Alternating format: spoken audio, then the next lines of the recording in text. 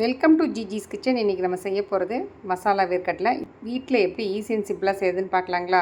ஒரு 500 கிராம் பச்சை வேர்க்கடலை எடுத்து வச்சுருக்கேன். 100 கிராம் கடலை மாவு, 50 கிராம் பச்சரிசி மாவு, ஒரு 2 டேபிள் ஸ்பூன் வரமிளகாத்தூள், 1 ஸ்பூன் சோம்புத்தூள், தேவையான அளவு உப்பு, ஒரு 1/4 ஸ்பூன் பெருங்காயத்தூள், ஒரு 4 இனுக்கு கருவேப்பிலை, தேவையான அளவு தண்ணி. இப்போ வாங்க எப்படி செய்யுதுன்னு பார்க்கலாம். இப்போ ஒரு மிக்ஸி பவுல் எடுத்து கடலை மாவு, அரிசி மாவு, உப்பையும் போட்டு நல்லா எல்லா பக்கம் மிக்ஸ் ஆகிற மாதிரி ஒரு கலக்கிட்டு இப்போ வரமிளகாத்தூள் போட்டுக்கிறோம். அதையும் போட்டு ஒரு நல்லா ஒரு பிரட்டிட்டு சோம்புத்தூள் போடுறோம்.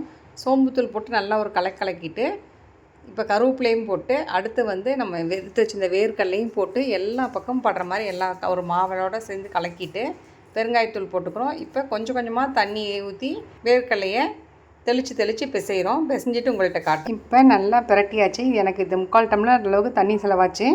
இப்போ ஸ்டவ் ஆன் பண்ணி எண்ணெய் காஞ்சிட்ருக்கு. எண்ணெய் நல்லா காஞ்சிடுச்சு. இப்போ இந்த எண்ணெயிலேருந்து ஒரு ஸ்பூன் எடுத்து நம்ம பிரட்டி வச்சு இந்த கடலைக்குள்ளே ஊற்றிட்டு இப்போ நல்லா ஒரு பிரட்டிட்டு போட வேண்டியது தான். இப்போ போடும்போது என்ன பண்ணலான்னா உதிராக போடணும். கையில் ஊற்றி விட்ட மாதிரி போடணும். போட்டு அந்த சலசல படங்களோட எடுக்கணும். இதுக்கு மிதமான தீயில் தான் போடணும். ரொம்ப வேகமான தீயில் வச்சிங்கன்னா அது ரொம்ப கரிஞ்சிரும், உள்ளே வேகாது.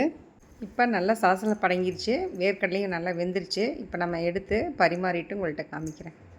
டேஸ்ட்டான மசாலா கடலை வீட்டிலே ரெடி பண்ணியாச்சு. நீங்களே வீட்டில் செஞ்சு பாருங்கள். இதே பக்குவத்தில் எப்படி இருக்குதுன்னு கமெண்ட் பண்ணுங்கள், லைக் பண்ணுங்கள், ஷேர் பண்ணுங்கள், மறக்காமல் சப்ஸ்கிரைப் பண்ணுங்கள். அடுத்த வீடியோ சந்திப்போம். பாய்.